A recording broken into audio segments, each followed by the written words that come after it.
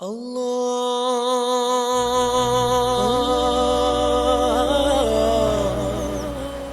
alaikum wa rahmatullahi wa barakatuh, and welcome to another episode of Ramadan Reflections. And inshallah today we'll be talking about a night which is worth greater than 1,000 months, and that is Laylatul Qadr. All praise be to Allah subhanahu wa ta'ala, who revealed the Quran on a blessed night in the month of Ramadan, and that night is Laylatul Qadr. That night which is worth greater than 1,000 months of worship.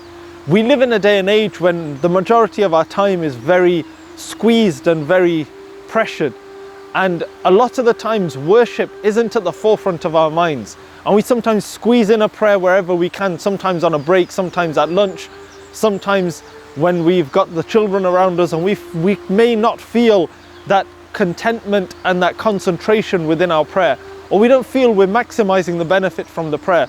But Allah subhanahu wa ta'ala is merciful, and Allah subhanahu wa ta'ala gives this ummah an opportunity to worship Him in one night, in which they gain the reward of more than 1,000 months of worship, over 80 years of worship in one night, and that's the minimum. Allah subhanahu wa ta'ala says in Surah Al-Qadr that it is خَيْرٌ مِّنْ أَلْفِ شَهْرٍ, greater than 1,000 months of worship.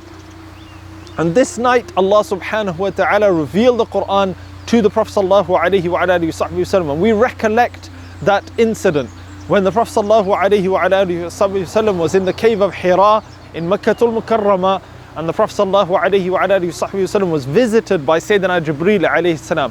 What an immense and beautiful moment, a moment of connection from Allah subhanahu wa ta'ala and the Prophet sallallahu alaihi wasallam, the beginning of this story as we know it, the story of the Quran. And when we look at Laylatul Qadr, the Prophet ﷺ in the last 10 nights specifically would increase in his worship.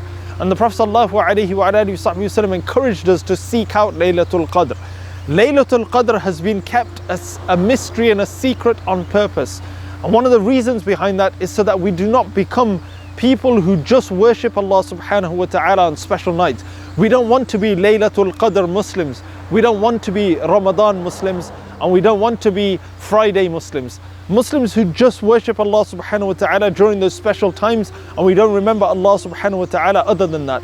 But the idea is that we seek Allah subhanahu wa ta'ala's reward at all times, and especially on those nights. And we know that Allah subhanahu wa ta'ala rewards by intention. So a person in the odd nights of the last 10 nights of Ramadan should really be up in worship and seeking the pleasure of Allah subhanahu wa ta'ala. Some of the things that we can do is that we should ensure that our fast is not just the fast of the body and the stomach, but our fast is a fast of our tongue, and our fast is a fast of our minds, where we keep our mind pure of ill thoughts, keep our tongue pure from ill words, we keep our intentions pure with Allah subhanahu wa ta'ala, and we make sure that our mind, our body and our soul is in a state of fasting, especially on those nights. And what we also do is we read the dua of Sayyidatuna Aisha radiyallahu ta'ala anha, recommended by the Prophet sallallahu alaihi wasallam, Allahumma innaka afuun kareemun tuhibbul afwa fa'fu anni. Oh Allah, you are verily generous and you are forgiving, and so, oh Allah, I ask you to forgive me. So this is the dua that should be recited often. And we also in Laylatul Qadr, what would be a good practice, and in fact throughout Ramadan, is just to set out some charity that we give every single day. You know, a pound given on Laylatul Qadr is worth greater than at any other time. And so we make sure that every single night, whatever small amount you can afford, it can be £5, it can be £10, whatever is within your capacity, make a habit of giving on every day in Ramadan if you can, but especially the last 10 nights of Ramadan if not. These are those times, as we mentioned, when times are pressured and we squeeze in our prayers, these are those times where we need to maximize the benefit of these days. They do not come upon us every single day or every single year. In fact, these are very, very special nights. So we should have a variety of ibadah that takes place on Laylatul Qadr. This should be a day where we have acts of worship with Allah subhanahu wa ta'ala and acts of worship of Allah through His creation.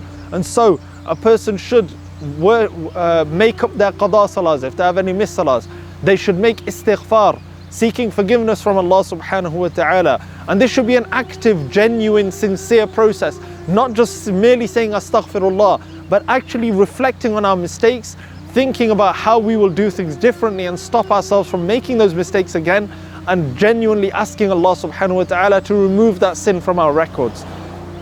We also, what is also essential is that we have a connection with the Prophet Muhammad sallallahu alayhi wa alihi wasallam, that we send salawat on the Prophet sallallahu alayhi wa alihi wasallam. We sit there reciting poetry in praise of the Prophet sallallahu alayhi wa alihi wasallam, and we stir up that emotion of love and longing towards him. And the other aspects in terms of worshipping Allah through His creation is to make sure that we serve our parents during these blessed times. If our parents have left this world, we make dua for them, we read an extra portion of Quran for them, and we send the reward to them. Likewise, we spend time with the family. The Sayyidatuna Aisha radiallahu ta'ala anha mentions that when it came to the last 10 nights, the Prophet sallallahu alayhi wa sallam would have even greater vigor for worship, and he would wake up his family and involve them in the prayer as well. And so come together in an enjoyable manner, in a manner which is pleasing to you and your family, and learn about Islam, enjoy the blessings of Islam, and partake in worship together as a family, and join together and place yourselves before Allah subhanahu wa ta'ala, so that He may gaze upon you and gaze upon your hearts. Inshallah, we ask Allah subhanahu wa ta'ala to allow us to spend the night of Laylatul Qadr in His worship and in His pleasure. Ameen. Wa sallallahu ala Sayyidina Muhammad wa ala alihi wa sahbihi wa sallam. Jazakumullah khair for watching another episode of Ramadan Reflections. Please share with others.